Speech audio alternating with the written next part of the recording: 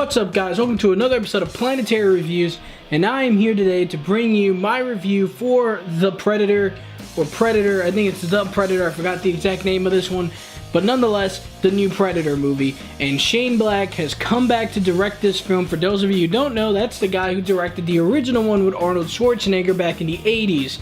So, going into this movie, I was pretty excited. I was excited to see the original director come back, see what he had to say about the Predator franchise at this point in time, and how he was going to try and do it in his own modern take of the franchise. Because the Predator movies after 1 and 2, we haven't really had that really good one, in my opinion, the one that we really needed.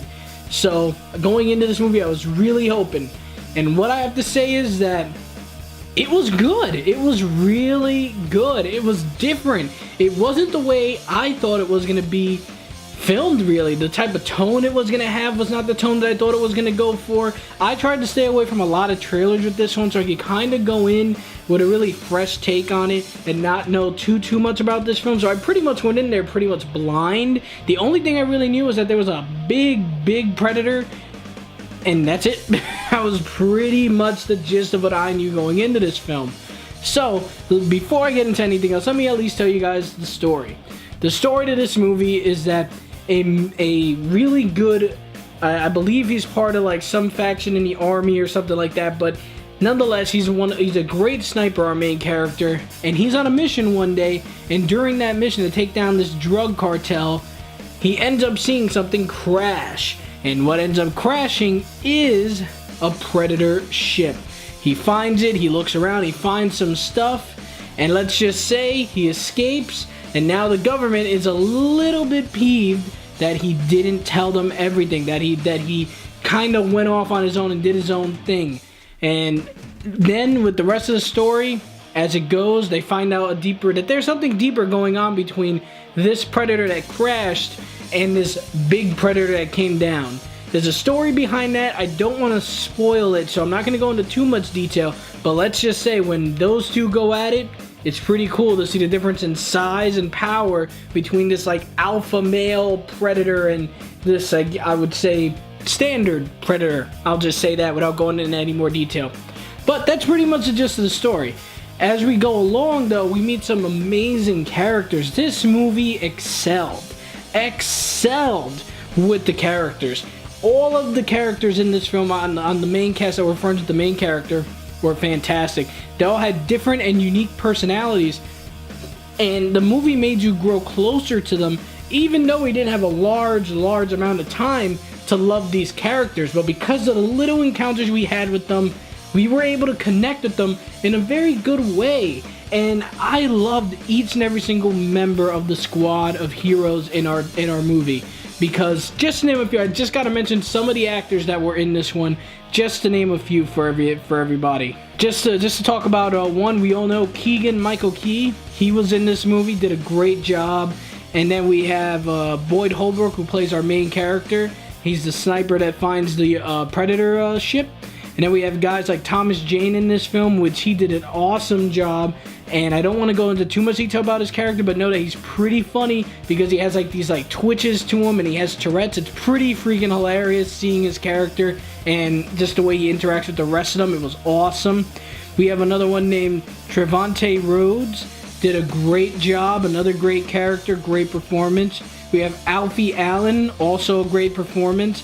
And then we have Augusto Aguilera, I believe, yeah, Augusto Aguilera. Just to name a few of the people in this film that I believe deserve to be mentioned because they all did a wonderful job.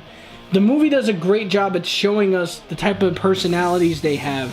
How even though they're a little different and weird and outcast because of their past, they still have great qualities about them that make them great soldiers and great overall people and characters. And that's what I loved about the way this movie was.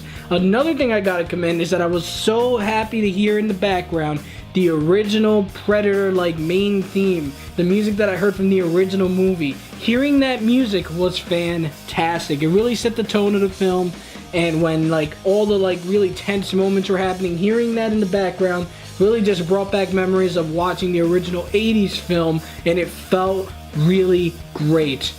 Another thing I gotta say is that this movie was filmed really nicely.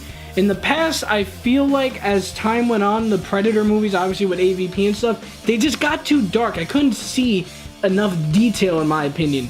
But with this one, we were able to see up close and personal as to what these monsters look like, these aliens, I'm sorry. And we got to see what they look like, see them fight in more detail, kind of get a glimpse into more of the lore and how their technology worked. Because in the film, we have the main character's son who actually suffers from a social disorder.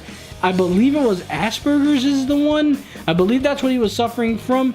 And he ends up being able to connect with the Predator, because you see him in the trailer where he connects with the Predator technology in a unique way with his learning disability. And that is really cool that they had a character like that in this movie and represent that kind of a disorder in such a great way, in a positive way, in fact. So I really got to commend it for that. But overall with the story, it wasn't anything crazy like that we've never seen before. And there weren't any crazy twists and turns that you weren't expecting. But it was really well done. It was a simple yet awesome story with the Predator and some humans trying to survive against these guys. And it made the lore a little bit more detailed, and we learned some more stuff about just how this universe works and how the Predators work.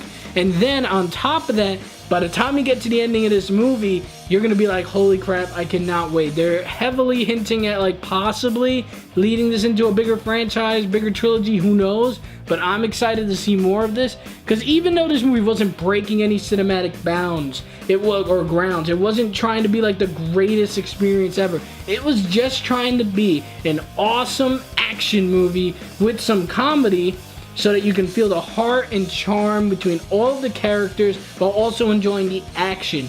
Because I feel like you couldn't really capture the magic of the first movie a second time. So I believe that Shane Black realized that, so he decided just to say, screw it, we're going to take a different approach. We're going to go with a more lighthearted approach and just kind of give you more comedy while being a little serious when it had to be, when we're trying to get down and dirty with the Predator and figure out more information.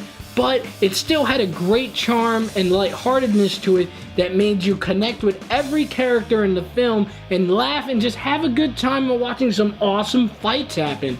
And that's exactly what I wanted from this movie. I wanted awesome fights, but I wasn't expecting the comedy. But now that I did have the comedy, that was great. That was a great addition to this film. So at the end of the day, guys, The Predator gets a solid A from me, guys.